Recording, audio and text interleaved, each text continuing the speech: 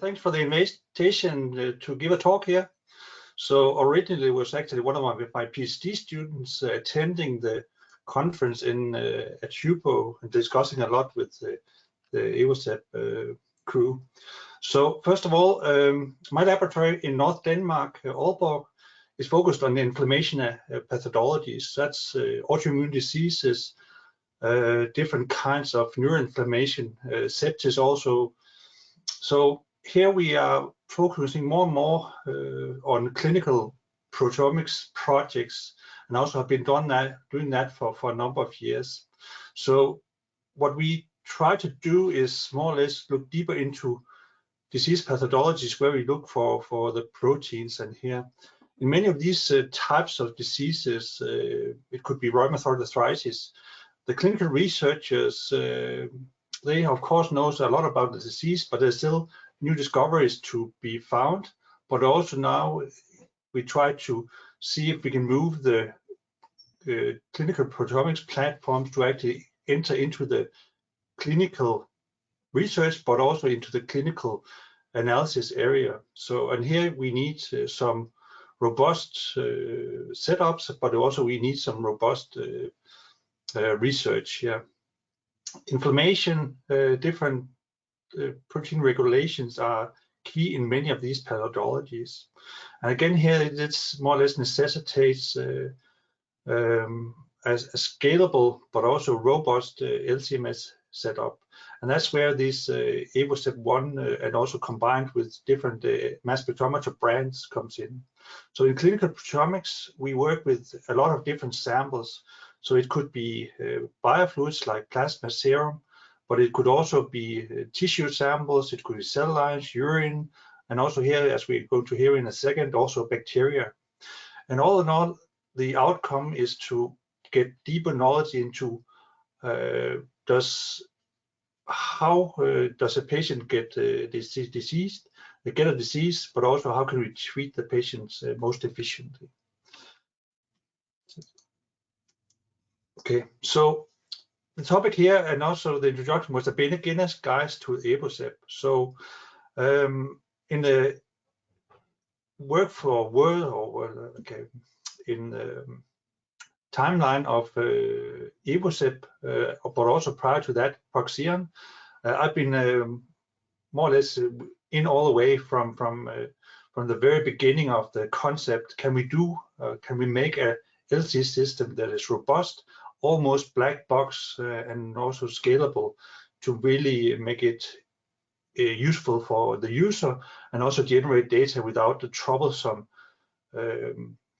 maintenance downtime for a lot of reasons.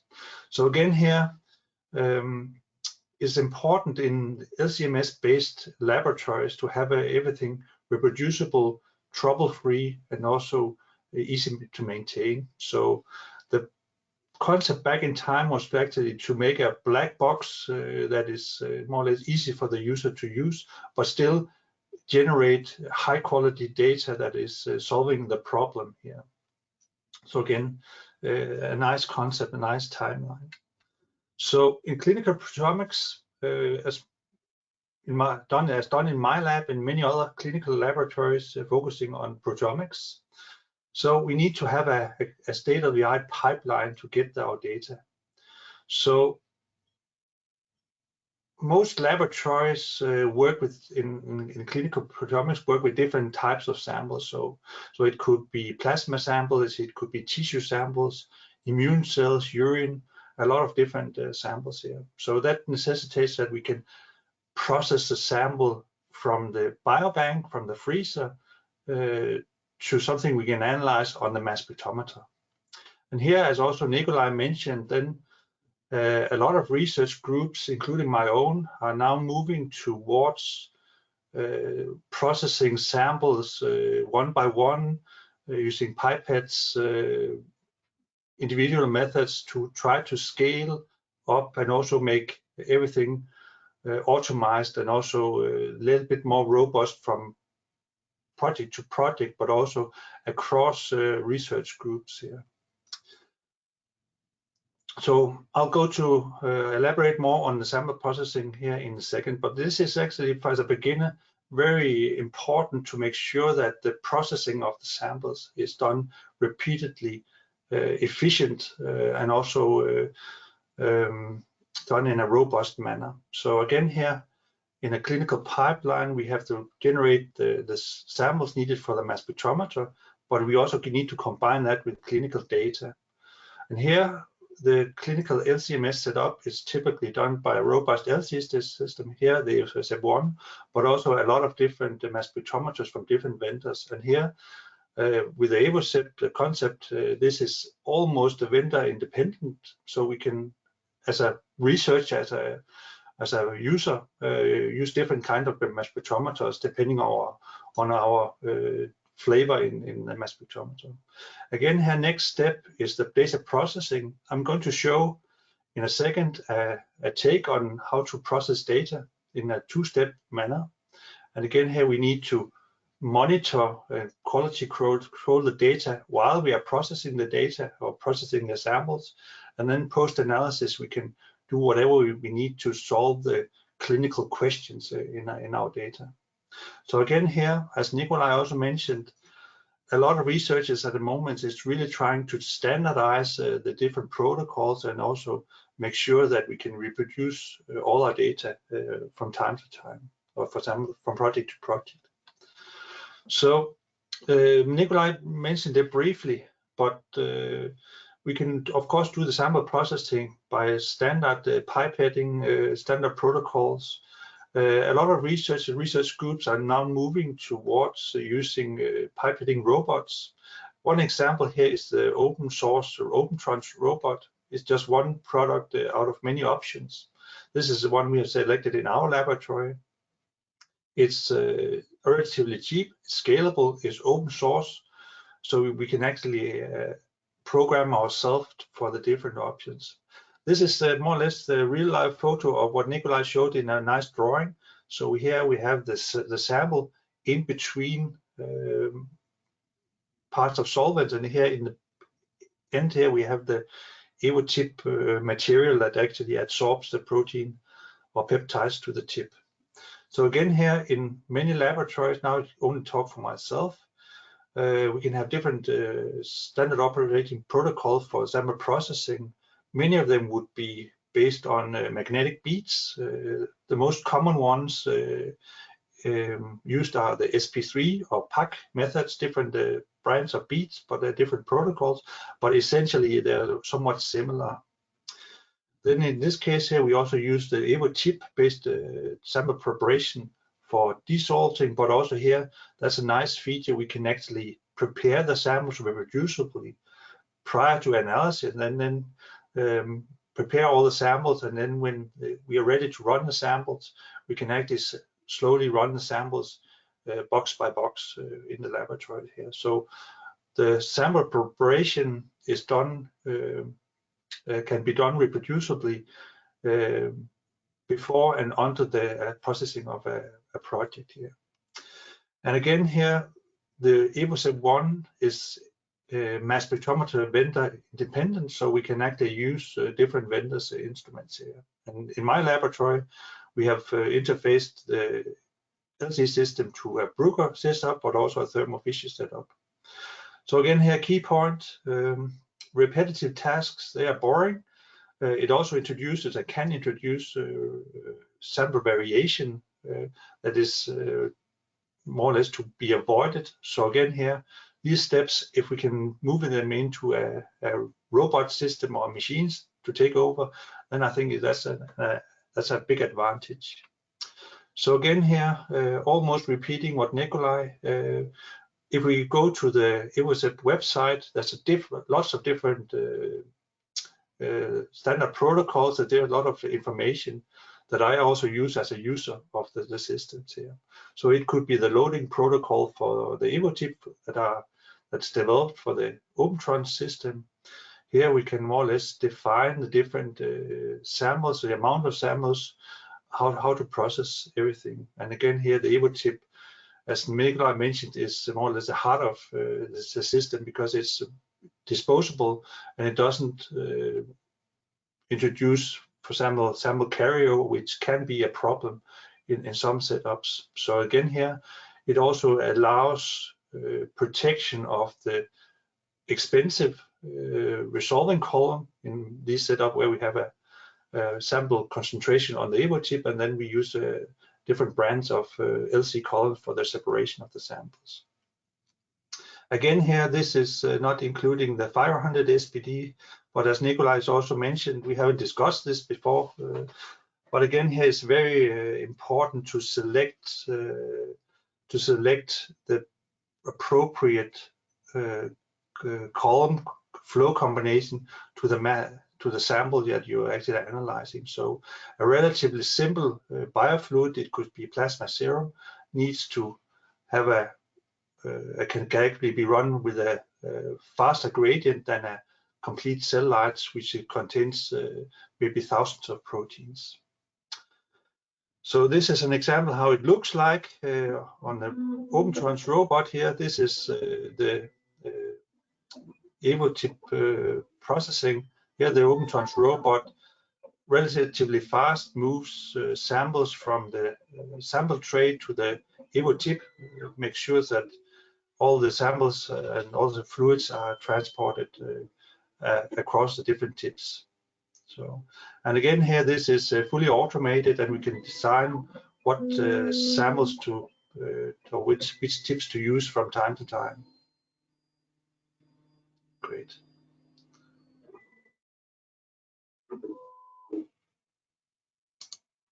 So switching to the mass spectrometer, again here, most of the newer mass spectrometers are able to generate a lot of data really fast. So this is just one example, the Bruker TIMSTOF that we're using in our laboratory that is having a mobility as a standard option here. Two acquisition methods that are relatively standard in these labs are the data-dependent acquisition passive or the data-independent acquisition method, DIA passive. Again, here we could generate a lot of IMS-MS in either mode, and also here having both accurate mass, but also the mobility to all the peptide features here. In our laboratory, we use multiple search engine. Most of them are workflows are based on the SpectroNaut or DIA-NN workflows for the protein identification and quantification, and then all the post-analysis, it's done by different approaches in, among other things, R packages. So I was mentioning more or less fast processing, and here Bruker has developed and also started improving this as a pipeline, and that's what they call run and done, or the Bruker Pacer system. So the whole idea is that can we on the fly search the data, first of all generate process data search output that we use for analysis afterwards, but also very important, and especially important now with the Evosep system where we can run maybe 100, 200, 500 samples per day. Then if something goes wrong in, let's say, sample 250, then if we don't stop and make an intervention, then we can more or less run 250 more samples that are more that could be less high quality that we try to have. So the workflow here is that the Pacer is interfaced directly to the mass spectrometer. So everything is working together. So while the mass spectrometer is acquiring data, it's automatically stored and also processed, sent to the processing Pacer computer, which is next to the instrument acquisition PC. So all of this is done automatically. So each LC run is associated to a Pacer run, and everything is run here. And then in the design of the setup of the Pacer methods, we simply select the search engine, depending on if it's a DDA or DIA-based analysis, but also the databases, and especially here, what quality thresholds are we going to allow? How many proteins identified on our QC samples? And then we simply process. And if some of the QC samples are below a certain threshold, we can actually intervene and then make sure that we can troubleshoot the LC system. And again here, when we run the searches while we actually acquiring data, we can more or less monitor if the samples have a certain number of protein identifications that we expect for this system. Okay, so the last input here on this in my introduction here, my talk, is clinical aspects where we have actually also here collaborated a little bit with the Evosep team. So one of our PhD students, Jakob here, has been working on SLE as a disease. So this is an autoimmune disease that are fairly common. It's a little bit rare disease, but it's a fairly common autoimmune disease that, if not treated, it can have some severe complications. So it's very important to detect the disease, but also here treat it while the patient is having disease. So we're interested in more or less digging deeper into how can we detect the disease pathology, but also differentiate different SLE patient subgroups, because they actually differ.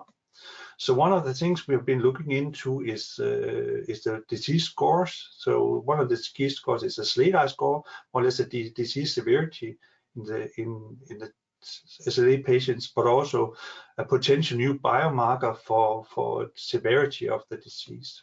So this is one of the complement factors here. So the setup here, we have a patient cohort. So what we have been looking in is a number of patients in 4 different groups. They're selected from a very big cohort. So it's in 4 different groups based on the SLEDAI score, high scoring patients, low scoring patients, and then high concentration of high amounts of this C3 component and low amounts of this component. So this is our cohort. Then we correlate that to the clinical data, analyze the data here, and these data has been analyzed on actually 3 instruments. So a Bruker passive passive setup, and then the SCIEX TIMSTOF instrument. Combining this, we have also done a lot of other analysis of other autoantigen profiling, and then process all the data.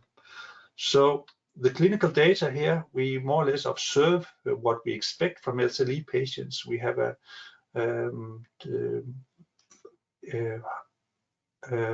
overrepresentation in a female population, but here we can also see the different disease activities across the 4 groups.